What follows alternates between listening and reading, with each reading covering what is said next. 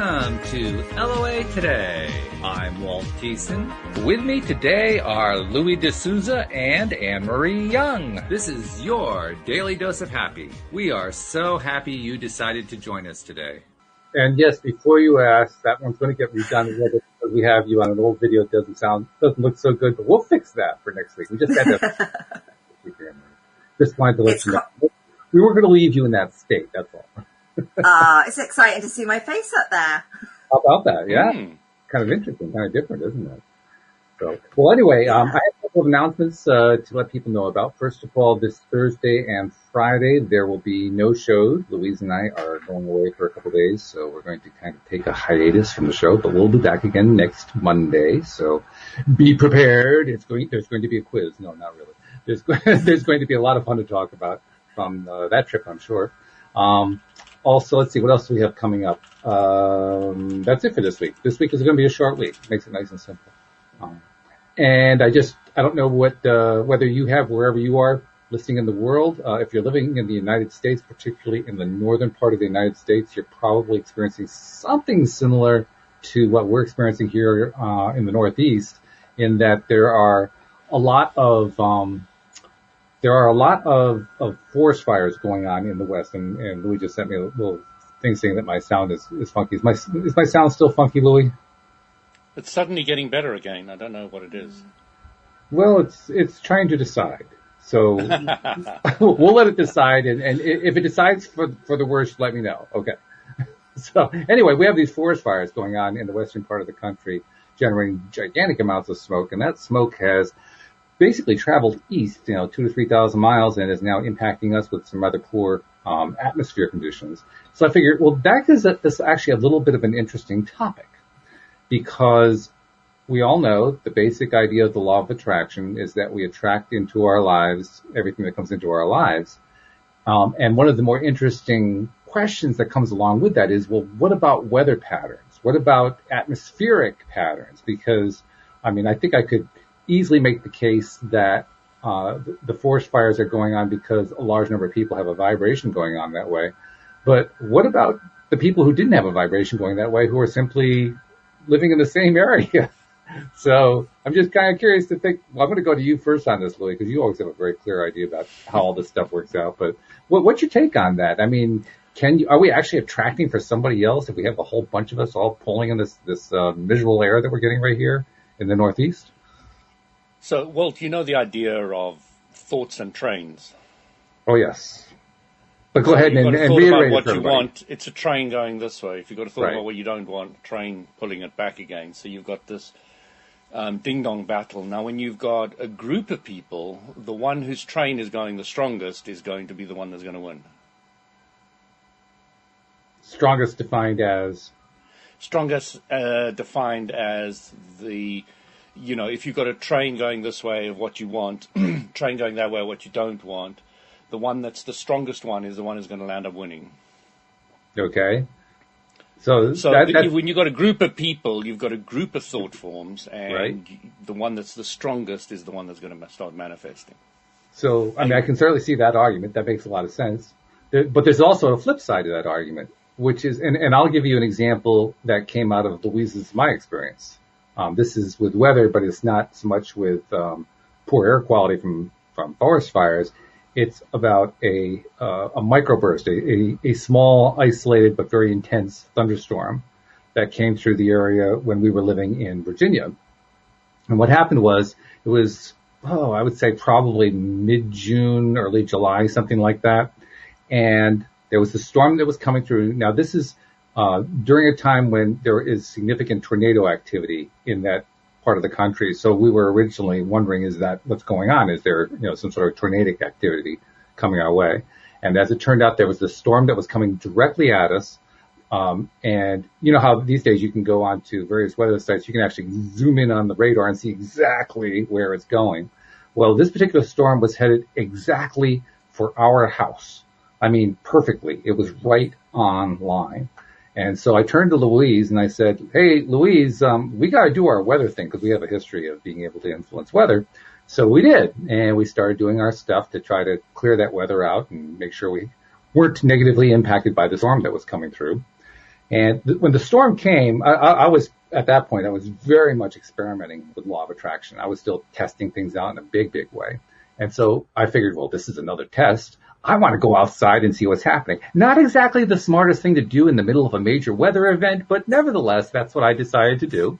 So I go outside, and I'm looking around outside, and sure enough, I mean, you can actually see all over the place. There's like really dark storm clouds. There's a lot of wind, which you get with a microburst. A microburst is kind of like a little mini hurricane that comes through really quickly, but can be quite devastating in a very small area.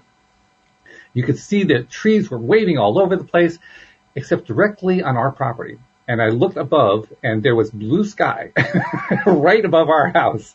But everybody around us had these deep, dark clouds, and the storm came through, and it was just howling, and there was rain pouring down. You could see the rain coming down through the atmosphere, and our property was untouched.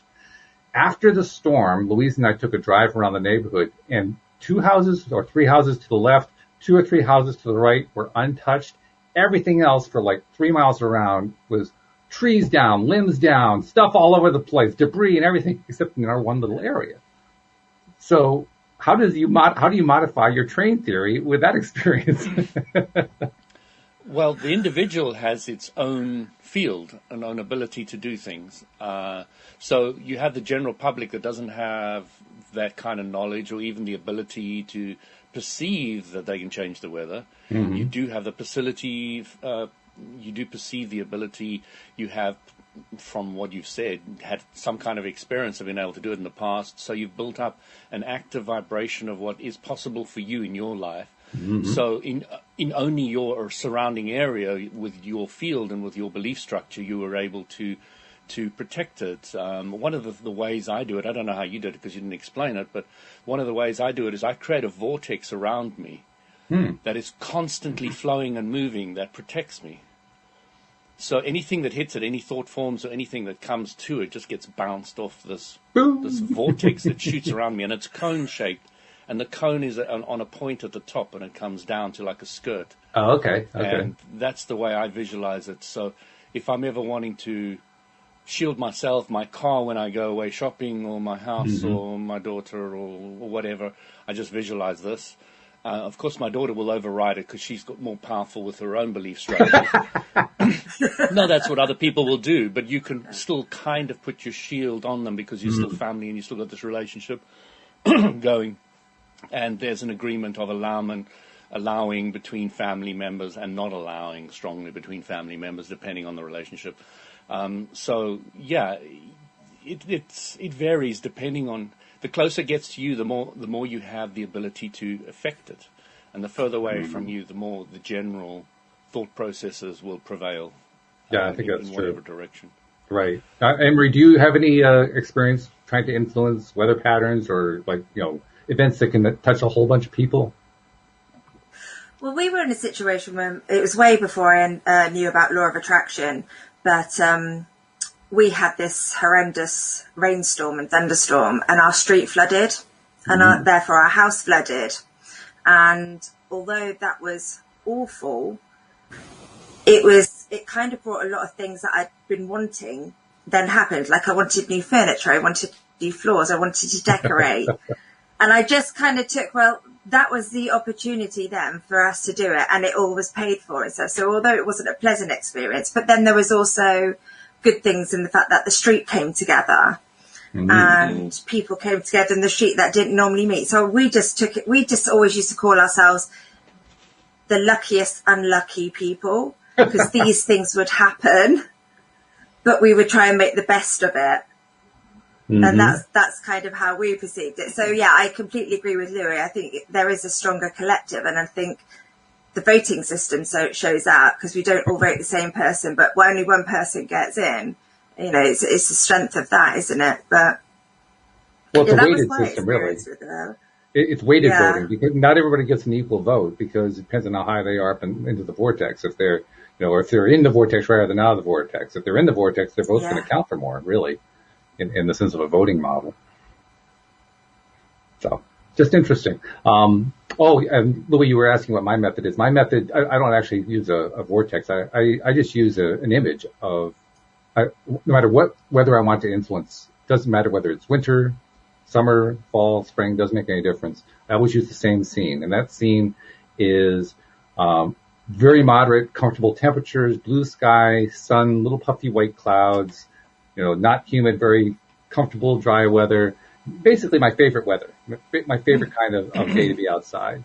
And when I focus on that with intent and belief and trust that what I'm going to get is going to be closer to what I have in mind, then it works. I mean, it pays off almost every time. Where I trip up is when I think to myself, well, this couldn't possibly work. This situation is so bad right now, nothing is going to affect it, and of course, nothing does. That's the way that works. But on those occasions where I've been able to get myself to really believe, I've had some really interesting results, really fascinating results. One of my favorite is a story that I've told before here on the show where I like to go walking as often as I can. I try to go every day, but during gardening season that doesn't work too well. But anyway, I try to get out as much as I can. And my walk is about 2 miles out, 2 miles back. It's about a 4-mile walk. And on this one particular day, I got out there and it was overcast and not a really pleasant day. It wasn't bad. It wasn't raining or anything like that, but it was kind of on the cold side, a little bit, not cold, but just, a little bit of a chill in the air kind of a thing. And I was thinking, this would be really nice if it would be a really nice day. I wonder if I can just clear the sky. I'd like to just turn that sky blue. And I'm just going to use this as a test. And I really threw myself into it. For the first 2 miles, I didn't even look up at the sky. I'm just focused on, blue sky, comfortable temperatures, sun, little puffy clouds, all my little scene, right? And I got to the end of the 2 miles and I looked up and it was all gray. I said, oh, darn. Well, it didn't work. And then I turned around and behind me, the entire sky was blue. Blue. A line was directly above my head. Well, listening to your story, you know what I was thinking all the way through? What was that? Richard Bach, Illusions. Yes, right. I was like, I know where you got that from. Yeah, that's true. That did influence me that day. It absolutely did. Yeah. And I was comparing myself we have actually done a show or two on that particular book, but for those people who don't know the book, there's a particular chapter where the two main characters are engaged in a discussion about controlling weather, and the student asks the teacher, how do you do it? And the teacher describes, and the student asks for a demonstration. So the teacher says, well, pick a cloud, and the student picks the biggest, meanest, blackest cloud he can possibly see. And the teacher says, do you hate me or something? And then he turns around and he says, which cloud did you want me to remove? Yeah. And it's completely gone. And he's just like, That's exactly what I was thinking of that day. You're exactly right. Yeah.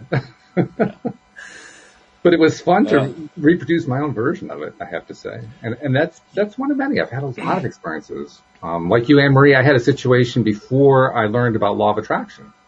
My wife and I had just met. We were going to visit my parents, who at that point were living on a lake in Virginia, a beautiful lake called Smith Mountain Lake, absolutely gorgeous, great for all kinds of water activities and so forth. And on the way, or getting ready to do the drive down, it's a long drive. It's like a 12-hour drive, so it's a long trip. But getting ready to do that trip, we were checking the weather, and there was a hurricane coming up from the Florida area, and it was aiming directly where we were going. It was targeting directly to that lake. And like I said, I didn't know anything about the law of attraction, but we needed that vacation. We were getting ready to get married. We were wiped out. We needed to have a really good week of just rest and relaxation. And so out of pure desperation, I just determined out loud, no, that hurricane is not going to get in our way. We're going to have a great vacation. And so we got in the car, we headed south. When we got there, we found that the weather forecast, as often happens with hurricanes, had changed. The hurricane was hovering over South Carolina and wasn't going anywhere. And it stayed there the entire week. And then when we drove back north, it followed us north. Interesting. And every time I tell that story, I always apologize to the people in South Carolina who actually had to endure that hurricane when it was just drenching them for like a full week. I have to say, I'm sorry. I didn't know what I was doing. I would have done it differently if I'd understood. I'm sure the Gardens appreciate it. That's some power, Walt. For years, I didn't even think that it was me. Like I said, I didn't know about the law of attraction.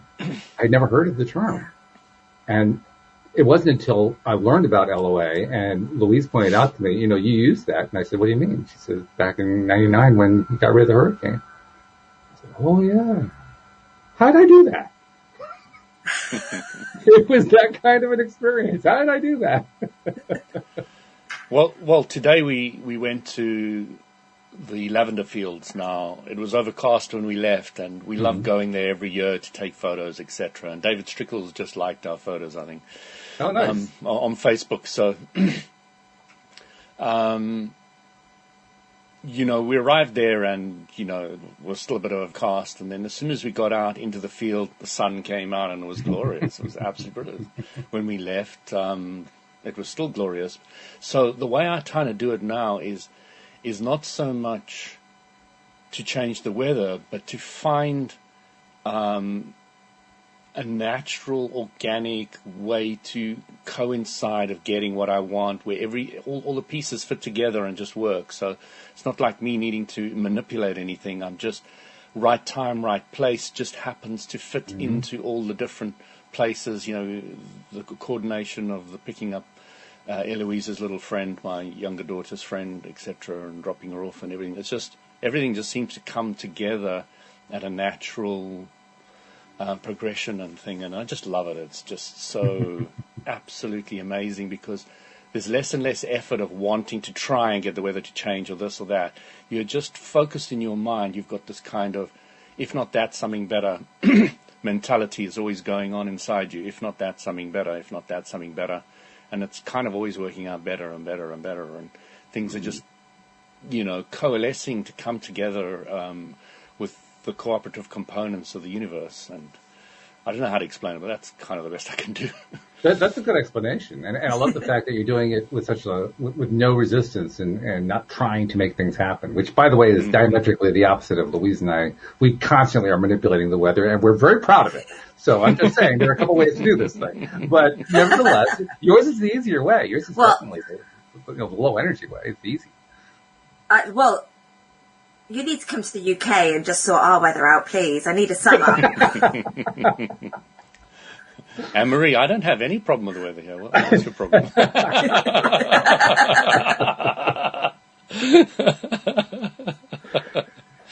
It's true. The weather is whatever you're going to make it to be. I mean, I'll give you another example. Just outside of Washington, D.C. is a little town called Alexandria on the south side of the town, on the south side of the city. And there was one day when we were living in Virginia that Louise and I decided to go to Alexandria for the day. It was a weekend. It was, again, a situation where we needed to get away for a bit, just have a day trip, just to get away from all the pressures and so forth. So we got in the car, and when we got in the car, the weather forecast was saying rain. Rain where we lived, rain in Alexandria, rain in D.C., rain along the highway. It was going to be rain, rain, rain, rain, rain. And so we looked at each other and we said, let's go anyway. Let's see if we can influence the weather. We've done that in the past. Not 100% of the time, but we've done it. So, okay, we get in the car. Louisa's was actually a little bit stronger that day. My faith was a little bit on the weak side that day, but hers was pretty strong. So she was doing most of the heavy lifting, shall we say. But she was convinced it was going to work out okay. So we got on the highway, and it's about I don't know. It depends on when you're on that highway, because it's a very, very busy highway most of the time. But on that particular weekend, it was relatively not busy, so it was probably an hour trip. If it's a bad day, it'll be 2.5 hours, but that day was an hour trip. We got about halfway there, and nothing had really changed. The weather didn't look any better. The forecast wasn't looking better. The sky didn't look any better. My faith was dropping through the floor, and Louise says, no, it's going to be fine. So I said, okay, I'll ride on your faith for a bit, because mine isn't doing too well right now. We get to the Beltway. There's a highway beltway that goes around D.C.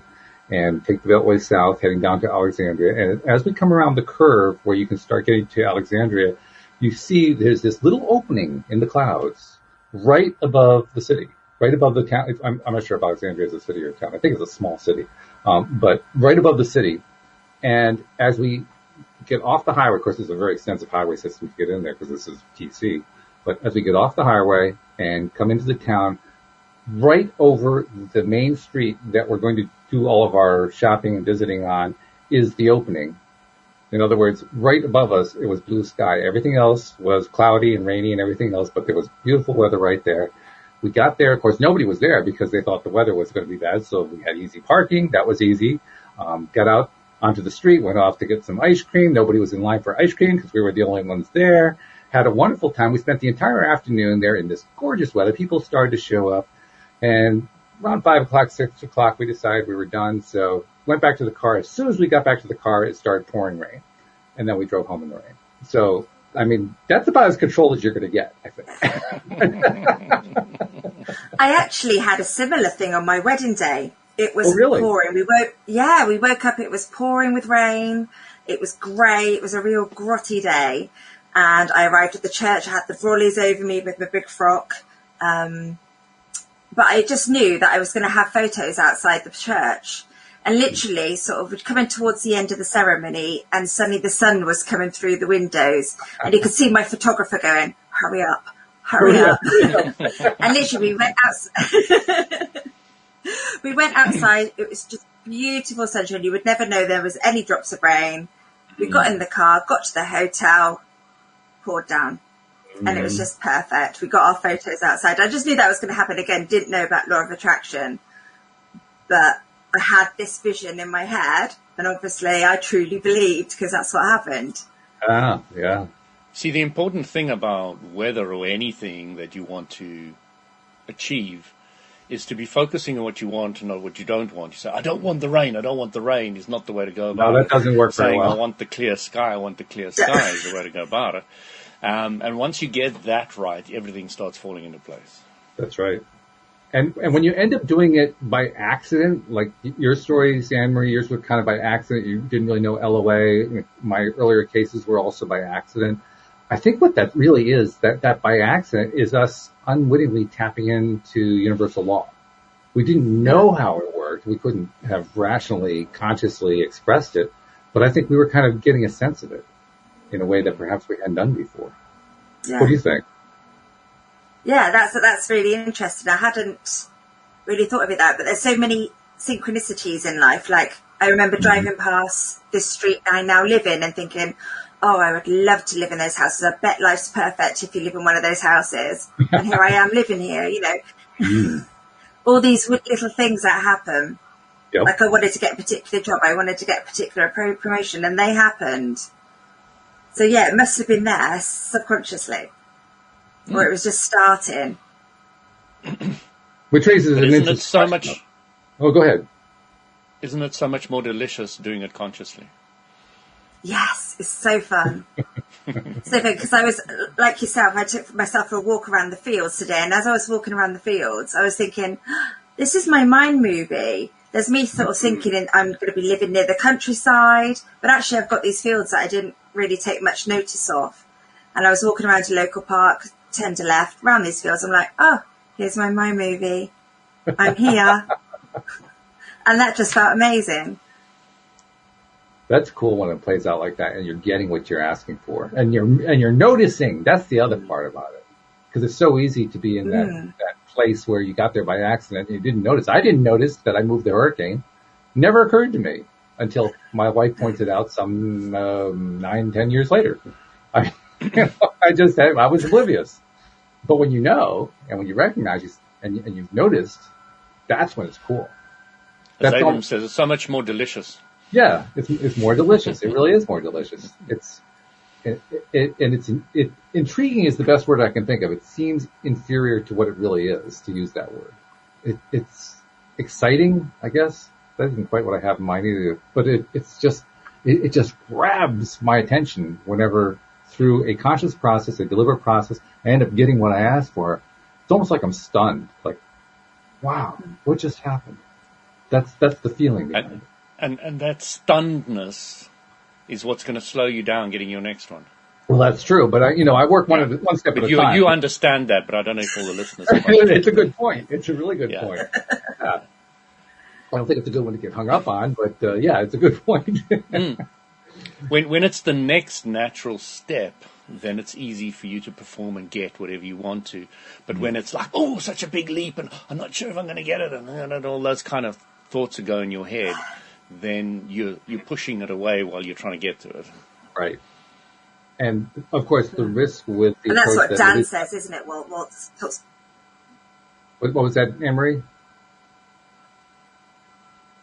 Sorry, I was just saying that's exactly what Dan Mangena says, isn't it? With his micro steps, micro shifts. Oh yeah, sure, absolutely. That's what micro shifting is all about.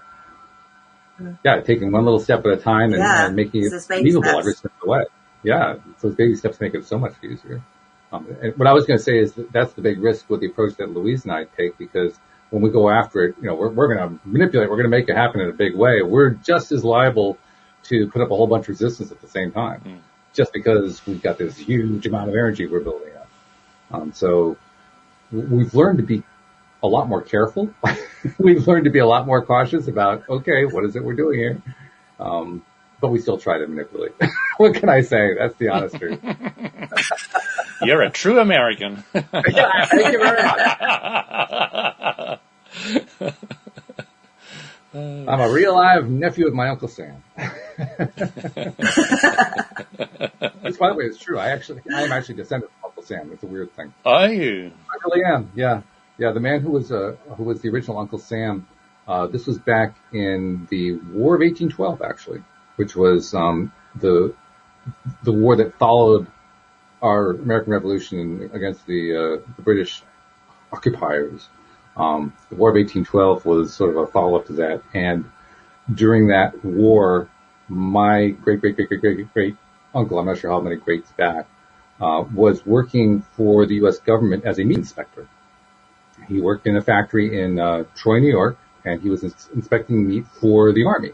In other words, this was meat that was going to be distributed to the troops. And his name was Sam Wilson. It got around that he had a U.S. stamp because he was stamping all the meat packages, and it got around that the U.S. stood for Uncle Sam because that was Uncle Sam's mark that the meat was okay. And that became the first official time that Uncle Sam was identified with the United States. Wow. And he's I don't know how many greats, but he's like, 7 or 8 greats behind me. Well, do you remember the TV series, The Man from U.N.C.L.E.? Oh, yes, I remember that one. Yeah. Oh, yes. That's where I got the idea of Uncle Sam from. Yes. That TV series. Yep. Napoleon Solo. That was a campy show, really campy. But it was fun. I had never seen TV before, and we went to Nelspruit now and again, which is a town next to the town I lived in, and we saw it through somebody's window now and again. This was a long story. Actually, it was very difficult to see a TV. Yeah, right. A lot of people don't understand that. There were no computers, no TVs when I was young. Mm-hmm. Yeah, well, that's true. That's something that younger generations have a little trouble with, understanding what it was like to grow up without a computer, which we did. Yeah. There was no such thing. Didn't exist. Didn't exist. Well, it existed. It's just that it occupied a room about 5 stories high. That's right. My dad had one in his office, but then only when I was about 12, And it was literally the size of a whole. He had to have a whole office, and he had to have a whole office cooled, and it was this huge drum you put in that IBM drum, I think it was in the late 1940s when the first computers were being invented. There was a political scientist at the time who said that the world would never need more than 12 computers.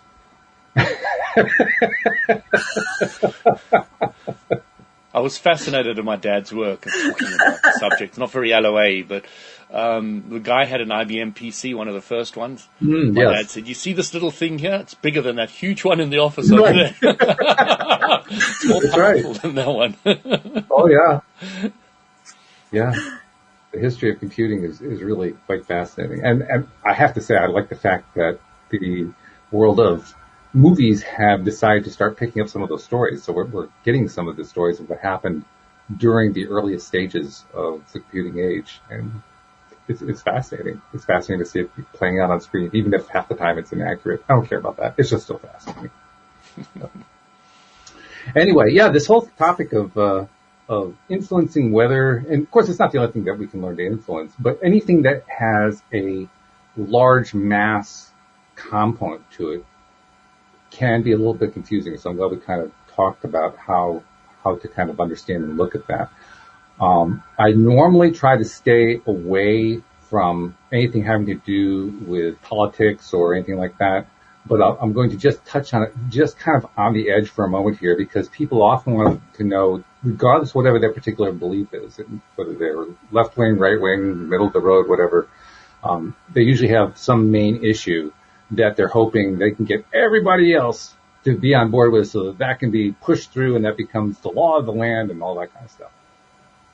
And so one of the things that people often want to do and want to know is, well, how can I use the law of attraction to get my issue passed, to get my pet position, to take over the earth, so to speak. And that's about as close to the politics as I want to get with it, but just that close. What would be your answer to that, Louis? How do you influence the masses to adopt my viewpoint? Or is it even a good idea? It's a very simple answer. Why would I want to restrict other people's freedom to choose? I wouldn't even dream of it. Mm-hmm. Mm-hmm. I would do completely the opposite. I'd make sure they have the right to choose. Goes back to the COVID scenario, which I said, I think maybe last week, where a bunch of moms got together and I was saying that I was anti-vax, and oh yes, I was saying I really am pro-vax, and I said, well, I'm so happy you're pro-vax and all the rest of it. Isn't it nice to have the freedom to choose to be vaccinated? I just have a problem when people choose to push their belief structures and their ideas onto other people and start enforcing it with passports and et cetera, and restrictions. I said, that's where I have a problem. I don't have any problem with you choosing what you want. So, do you want to dare to dip a toe into this before we leave the political realm? Because we don't want to get deep into politics, but Anne-Marie, I thought you'd get a chance to weigh in on that. I think if you've got that need and you're wanting it and you're focusing on it rather than just trusting and letting it be. So you've got that need. It's down the spiral thought process. Yes. So it's like you say, it's trying to influence others. It's something you have to have, which that's not how it works. So Anne-Marie's pointing out something which I will term in my words. You're pointing out the idea that you fall apart and everything falls apart once you start thinking other people and other things are broken. Yes. Yeah. Nice. That's exactly what happens. Because you're not seeing everything as perfect. Mm-hmm. Because everything is, you came to this world to play with contrast, and then you start bitching you're playing with contrast. I'm playing the way you want them to play the contrast. Mm-hmm. It's just a joke. It's just funny. You're not getting it. You're falling. The whole scenario is falling apart as soon as you believe things, people, places are broken. Somebody recently asked me. And there's none of that appreciation, is there? Oh no, that's true. Appreciation of all the effort it took to get it to that broken place. Right. Yeah. Well, that's exactly what happened. Somebody recently asked me. They were. One of the people who are opposed to climate change, to global warming, that sort of thing, and they were asking me, what's going on with the forest fires and all this other stuff. Just goes to show, global warming was correct. And my reply was, well, it just goes to show me a whole bunch of people were focused on global warming, and so they made global warming happen. And she said, yeah, you're right. And you'll get another study that'll say completely the opposite. And That's then you'll right. say, look.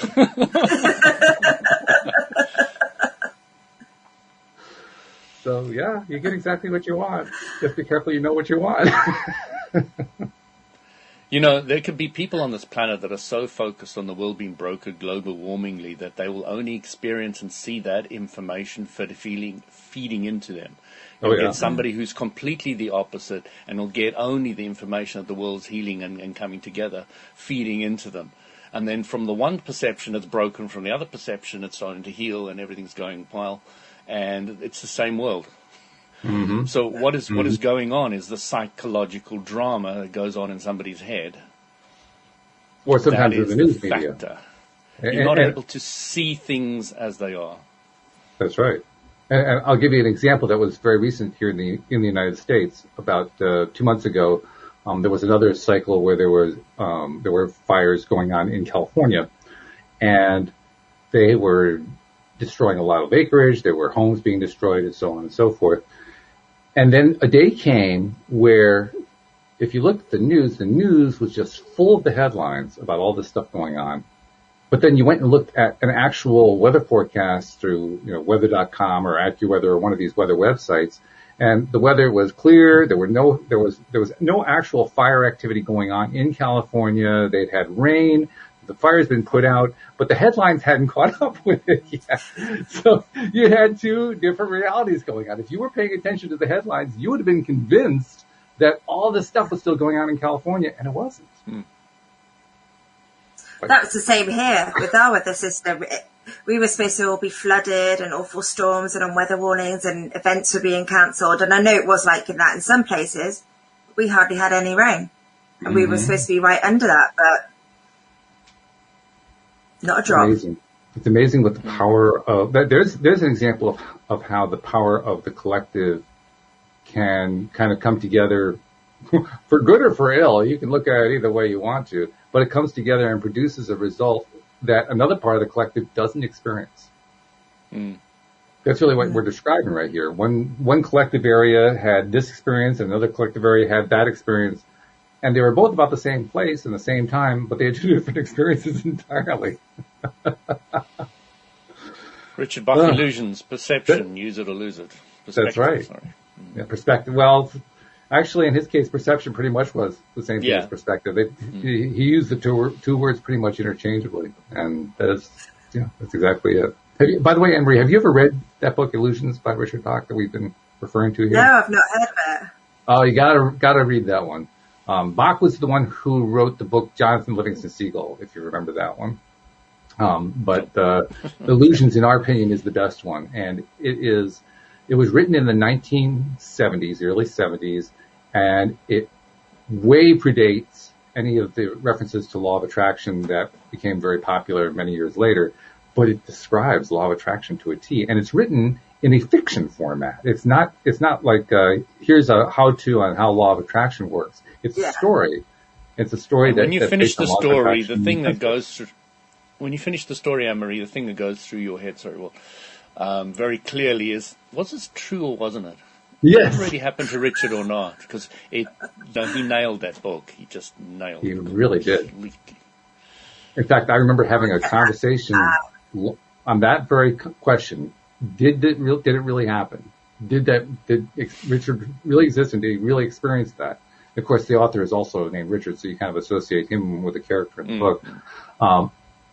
But I actually had a contact from a woman about 4 or 5 years after that book came out. I don't even remember how she got in touch with me. Again, this was the pre-computer era. There was no Facebook. There wasn't like social media or anything like that. Somehow we connected over the fact that we both had read this astonishing book, and we were trying to answer that exact question. Did that really happen? Could that really happen? And we were scratching our heads saying, I don't know. Maybe. Could it? I don't see how. Now that's a good book. It is a good book. It's a very short book, Anne-Marie. It's very easy to read. Very easy, yeah. If you really want to, you could read that in an evening. I mean, you could stretch it out over a few days if you wanted to, but it's a very light read, very easy read. But it's a classic you will take to your grave. Oh, absolutely. I love books like that. Yeah. Richard Bach's Illusions is a wonderful book. So what are some other examples of the madness of crowds? Where crowd activity produces one result or another result or whatever, regardless of what their intention was, their overall product was pretty obvious because of their thoughts and their behaviors. Silence. You can see that these three people here don't spend a whole lot of time thinking about collectors. I live in my own world. Don't know which one you live in. That's right. That's another illusions concept, by the way. Yes. I really don't get involved with the outer world much, and the way I cut myself off is mostly by not looking at too much news. And when I do, and it gets fed to me usually through other people, right, I'm usually laughing myself silly. What have they done now? Oh my God, this is weird. No, I can't take these things too seriously. You'll leave it to those who really want to fight that corner. They'll take it seriously and they'll run with it, and they will get old quickly. But no, I didn't say that. Too late. Can't take it back. Watch the grey hairs grow quickly. Well, I've got plenty to spare. Take one of mine. No problem. You're going to have Dharma here again next week. But it does remind me, Anne-Marie, of what we talked about in Taya, where it really comes down to how are you feeling about the stuff that you don't like in life, right? Where the Taya practice is all about trying to appreciate stuff that rubs you the wrong way. And now Louis has, the absolutely effective method of just laughing at all of it, which is a very effective way to deal with it.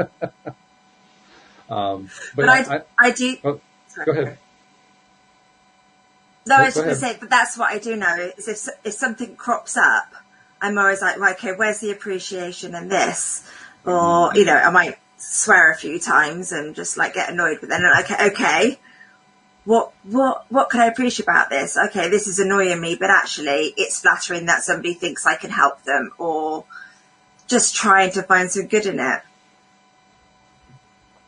And it's not easy, but like I said, even with the flood, we were kind of doing that back then. It's like, okay, this is a really horrible situation, but it's brought the street together, and we're going to get the floors that we couldn't afford, and we're going to get brand new sofas that match the new decor, and we just try and take the best out of things and have that appreciation out of these really sort of horrible situations. And sometimes that's really difficult. I get that, but it's kind of how I try to view it. And sometimes it can take me a while to get to that whole appreciation thing, because I'm quite happy being there in my own pity party. But it doesn't last for long. And then I find something. It's my party and I'll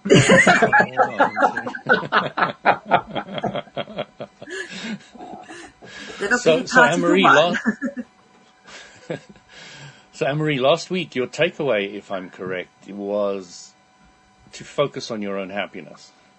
Yes.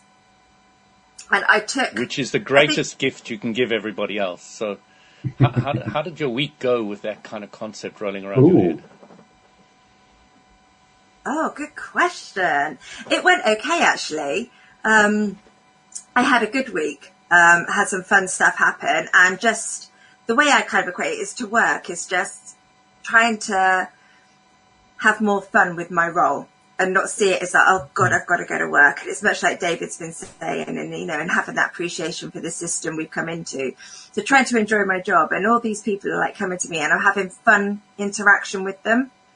And they might be getting stressed with other people and they might be moaning about something, but actually after our conversation, we just have some fun with it. So that's kind of what I've had. And just like having more fun with my children. And we had a situation today. It's just like, we have no electronic Sundays. So no phones, no iPads or anything. And the kids have got Kindles. I'm coming to live with you on Sunday. I'll get the wine in the fridge, Louis. Feel free. Wine instead of electronics, I think I can do. I can play that. And that's Anne-Marie's happiness. But anyway, the little one, she's only 5, but she hid the electronics. Well, they're 2 sort of like iPads, that she hid them. And we've not been able to find them for like 5 or 6 months. So like, so it's been Sunday every day. Oh, that's Mum. Can I have your phone? Yeah, that's right. But we had some fun with that. I was saying to my little girl, okay, I said to my eldest one, she was on about she really wanted a pad. I was like, fine, we'll ask the universe, focus on finding it. And literally today, my little one went into the dining room, she went under the table and she'd seen that she'd put it under the sewing that's still a pile of the last 6 months that needs to be doing. there with her pads, and she kept going, "Look, Mum, I found them," and I was going, "That's what the universe does, kid." And we were just trying to make fun of things. That's so really yeah, good. we had a lot of fun and a lot of happiness. As you were describing that, I was brought to mind an experience Louise and I had when we went to the beach on Saturday. After the day at the beach, we decided to get some ice cream. We went to an ice cream stand, and there's a mom there with the father, and there were probably 4 or 5 kids, and I'm not sure they were all her own kids. They may have been, they may not, maybe they were adopted, I'm not sure. But it was clear that she was kind of at a rope's end because they were just loaded with energy. They were running all over the place, and you could tell she was embarrassed by the whole thing. Now, the kids weren't actually causing anybody any problems at all. It was more the mom reacting to what was going on. But you could tell she was just, her teeth were on edge. It was that kind of a situation. So I was thinking, what can I do to help her kind of detune that situation? And I thought of something, and I turned to her and I said, "Wasn't it great to have that much energy when you were that young?" And she said, "Oh, yes." You could just all the release coming out of her as she said that. And then she made more comment about that. I think she actually commented that some 10 minutes before they just had some cake. So that explained where a lot of the energy was coming from. And so that led to my next comment was, isn't it interesting how we decide to give them sugar when they have that much energy? She says, "I know." But it diffused the situation for her. It diffused it completely so that she was just, not having a bad experience. She was now seeing it from a more positive outlook. Walt, I would have said something very similar. I would have said, which type of children would you prefer? The obedient, quiet, do what I say type child, or the one who's full of energy and running around doing their own stuff? I could just anticipate her answer. It would have been something like, "Do I get 2 choices on this one?" I definitely would fall in one camp rather than the other with that one. But yeah, I can understand some parents would be saying, yeah, I want the first. I'll take the first one, right. For only 10 minutes, but, I always say about my children is the things that drive me crazy are the things that I love the most. It's their tenacity, it's their strength, it's their views and their fun. But that's also what drives me completely bonkers. Yes, it's almost like they're testing you, isn't it? Like it's instead of like with Tyre, we have a check-in process, right? It isn't so much a check-in as it's a check with. The child's checking with you. "Okay, Mom, how are you doing on your vibration right now?" Yeah. I notice that a lot. So it's very valuable, Walt, to use the word vibration. For the very simple reason it's all inclusive. It includes your mental, your physical, your emotional, all dimensions, doesn't matter what it is, the word vibration covers all of it. So you're now talking to the whole of them. Right. You're not talking to any broken up segment which you might be honing in on.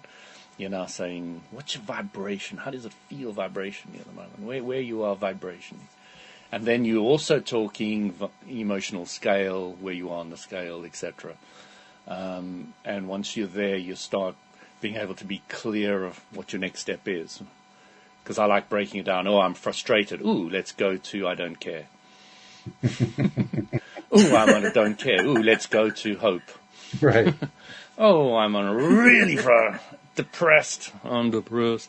Let's go to revenge. It's so cool. Sometimes I'm not sure I want to be around Louis, to be perfectly honest. It could be a little bit dangerous. Oh, yes, I'm very dangerous. I told somebody I'm probably the most dangerous person you've ever met. Ooh. So my friend says to me, "What? What are you talking about?" Talking rubbish. I said to him, I help people change their thinking. There's nothing more dangerous than that. True. It's very true. Yeah. Thank God for that kind of danger, I'll tell you. It's the best kind that there is. Depends which way it's going. Yeah. These fake gurus that are telling you to jump off a cliff, it depends which way you're going. I think that depends on more about which gurus you're paying attention to. I mean, that's that's just me, but I mean, some gurus, I'll say you first. I mean, lead the way. That's right. Show me how it's done. Come on. Yeah. It's an interesting ride to interact with human beings, but it's something I've been kind of practicing lately, kind of playing with. How can I help influence somebody, particularly somebody who's struggling, and you can tell that they're struggling? How can I influence them and help them do that release? They don't even have to know how release works or what it accomplishes. Just, can I help them to do that release? And it almost invariably is accompanied with a smile when they are able to release. So that's always a rewarding thing. So Walt, what I do if I see somebody who's struggling, I immediately go to the emotional guidance scale. Like say they're in rage or frustration or wherever they are, and I say, okay, what's the next one up? Okay, let's focus on that kind of vibration and see where we go from there. So I already use that scale to help me. You like that a lot. Aim just getting them a little bit further from where they are, so not taking them some big leap somewhere else, but just a little bit further. And that's what Abram does every time when they get somebody in the chair. They can see where they are, and they can see that they are ready to move to the next vibration. So they bring them out of the audience based on that principle. Oh, yes. Where they are and how eager they are to go into the next vibrational level. Oh, yeah. Yeah, they're always Which working is with fascinating. the ones. It is fascinating. Well, first of all, it shows how in touch they are. They can just grab that person instantly. But secondly, it shows the power of what it is that they're teaching, because when you can see it happen in somebody who's right teetering on that edge, so you know you're going to get a quick result, it kind of reinforces for you, oh, yeah, I can get quick results with this kind of thing. So if we've got some sort of resistance point, for the last 35 years. That's right, yeah. Exactly the same thing, same over and teaching, over again. Slight variances, that's it. Yes. What's it they say? It's probably 40 years now, actually. Well, yeah, it probably is. But what is it they always say? They say this at almost every workshop. It's like we know what all the questions are and the answer is always the same, something along that line. I can't remember how they phrase that. That's the gist of the idea. Well, you've got numerous different questions, but the answer is always the same, yeah. Is that what it is? Yeah, okay. Something like that, yeah. Yeah. And I remember one guy sitting in the seat and said, the guy sitting in the seat and said, I know what the answer is. You've already taught me what the answer is. Yeah, right. I'm still struggling with this. That's so funny. It's so true, though. Well, hey, I'm not complaining about it. It's given me a 9-year run talking about it here on LOA Today. So, more power to all the different varieties, ways to understand that one basic answer. Do you know what I love? There was an AA guy sat in the seat, and there's 12 steps to the Alcohol Anonymous training. Right. And the guy was giving some of the steps, and Abram said, I wouldn't quite put it like that. Then Abram literally broke down all the 12 steps and reworded them. No kidding. So you've got a complete Abram Hicks 12-step. Oh, I'd like to see that. Yeah. That's cool. Yeah. That sounds good. Is that a YouTube video? Really cool. Yeah, somewhere, I don't know. You'll probably just be able to type AA. Yeah, Abram Hicks, and it'll pop up. But it was quite a long one because they literally dug into the wording. He said, what's the wording of number 1? And then broke it down. What's wording of number 2? I'd say it this way. What's wording of number 3? It broke. It was really cool. I'm going to pull that out. Louise would like that one from her therapeutic background as a therapist. She dealt with AA people all the time. So, yeah. Well, actually, lots of 12-step programs. But, yeah, that's pretty cool. I'll have to check that out. So, all right. Let's see. What else can we bring in the last few minutes that kind of ties all this together? Because it's been an interesting exploration of what happens with the delusion of masses, the ability of the masses to pull in one direction or pull in another direction, and then to have an individual come along and just slice it down the middle and just take his own little piece. Yeah. And, the rest of them just kind of keep going their own merry way. It's a fascinating subject no matter how you look at it. Well, all right, I'm going to go to a little bit of a darker side. There are people in wartime. There's a dark side? Oh, yeah, sorry. Didn't you get the memo? Must have missed that one. Yes. Yes, there is a dark side. No, but during wartime, there are always people in war zones who come out of it unscathed. So, massive battles happening all around them, And their house is the only one that remains untouched. Now, it doesn't get a whole lot of attention. The war films don't really spend a lot of time on that. But that is a fairly common theme. It happens a lot. It kind of raises the question. I know a specific story. Yeah. Do you really? Okay. Well, what's the story? Tell us the story. Well, this lady and her husband were living in this kind of like mansion on a hill, and the whole war destroyed everything around them, and then the enemy took over, and they took over their house, but they happened to land up with a leader of the group who was happy to employ them and let them stay there and continue.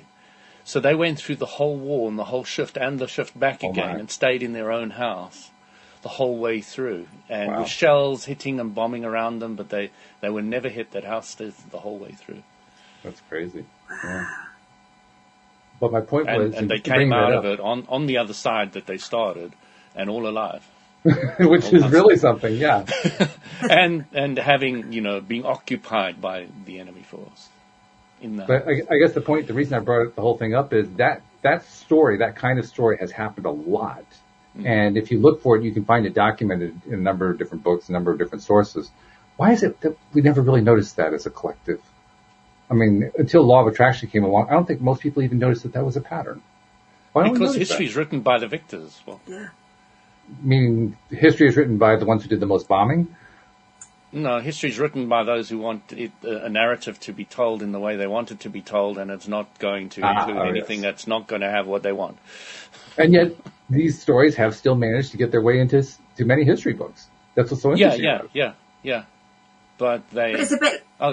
into history books, okay, yeah. Okay. I haven't read a history book that's included a lone house. What were you saying, Anne-Marie? I was going to say, it's a bit like watching the news, isn't it? Because you hear all the doom and gloom and all the bad stuff and all the things all the powerful stuff, but you don't hear all those wonderful good stories that are actually out there and happening. It's kind of what's fed to you by whom, isn't it? And you can find these stories if you want to, if that's on your radar. I mean, personally, I don't like to watch the news. You mean you're not a member of the Good News newspaper online? There is I'm one, not. actually. I have heard that, yeah. Don't get many subscribers. I don't know what that says about humanity, but I don't know. Well, I think we do know exactly what that says about humanity. They're not focused on the good news. It's very simple. It's very direct. That's all right. That's why we do this at LOA Today. We want to kind of counter everything a little bit. Because we need that counterbalance in life, don't you think? With the clarity, you can work with it, yeah. We can, yeah. So just a reminder, no show Thursday or Friday. We will have shows on Tuesday and Wednesday. We have a special guest joining us tomorrow because just as Anne-Marie decided to give a try here on Monday, we have Bridget D., another listener who's going to be joining us on Tuesday. So that's something to look forward to. And then, of course, it's Wendy and Jackie on Wednesday. Cindy and Jackie on Wednesday. And they are that's like one of the most fun days of the week. So be sure you tune in for that. But in the meantime, I will thank you guys for your insights and your stories. Stories are the best part too, probably. Anne-Marie, I don't know if I made that clear. We actually prefer stories here on the show. So, just kind of save up your collection, write them in your journal, then bring the journal with you. I will do. Stories. Yeah. It's here. All right. So you got it with you. That's good. Have journal, will travel. You're going to have to read it though, Anne-Marie. Fortunately, you get to pick what you're going to read, but nevertheless. But yeah, bring the stories, and thanks for bringing the ones that you did, and keep bringing them because those stories, they're wonderful. We love it. That's what makes all this stuff so much fun to study and to talk about. It's the stories. The stories are what bring them along. So very good. Thank you very much, guys. Thank you to anybody who was tuning in the live stream. We did have a few people on the live stream. Thank you especially to our podcast listeners everywhere, and we will see you all next time here on LOA Today. Goodbye, everybody.